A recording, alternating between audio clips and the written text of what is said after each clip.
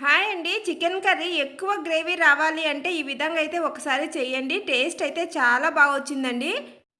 ఈ chicken curry కోసం ముందుగా శుభ్రం చేసి పెట్టుకున్న చికెన్‌లో ఉప్పు, కారము, అలాగే పసుపు, ఫ్రెష్‌గా దంచి పెట్టుకున్న అల్లం వెల్లుల్లిపాయ పేస్ట్ వేసుకున్న తర్వాత, ఒక టేబుల్ స్పూన్ వరకు ధనియా పొడి, ఒక టేబుల్ స్పూన్ వరకు గరం మసాలా, అలాగే ఒక టేబుల్ స్పూన్ వరకు మనము చికెన్ మసాలా ఉంటుంది కదండీ!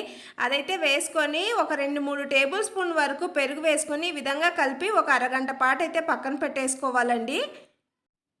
తర్వాత మసాలానైతే ప్రిపేర్ చేసుకోవాలండి. దీనికోసం స్టవ్ వెలిగించుకొని బాండీ పెట్టుకొని 2 టేబుల్ స్పూన్ వరకు ఆయిల్ వేసి ఉల్లిపాయలు, టమాటాలు, జీడిపప్పు వేసుకొని మగ్గించుకొని పేస్ట్ చేసుకొని పక్కనైతే పెట్టేసుకోవాలి. తర్వాత అదే బాండీలో 3 టేబుల్ స్పూన్ వరకు ఆయిల్ వేసుకొని కరివేపాకు, పచ్చిమిరపకాయలు వేసుకొని కాస్త ఫ్రై అయిన తర్వాత మనం ముందుగా ప్రిపేర్ చేసి పెట్టుకున్న ఉల్లిపాయ మిశ్రమం ఉంది కదండీ! అదైతే వేసుకొని ఇలా ఆయిల్ సెపరేట్ అయ్యేంత వరకు ఫ్రై చేసుకోవాలండి. తర్వాత మనం కలిపి పెట్టుకున్న చికెన్ వేసేసుకొని ఒకసారి బాగా కలిపేసి కొద్దిగా వాటర్ వేసుకొని మూత పెట్టేసుకొని మనం చికెన్ అయితే ఉడికించుకోవాలి.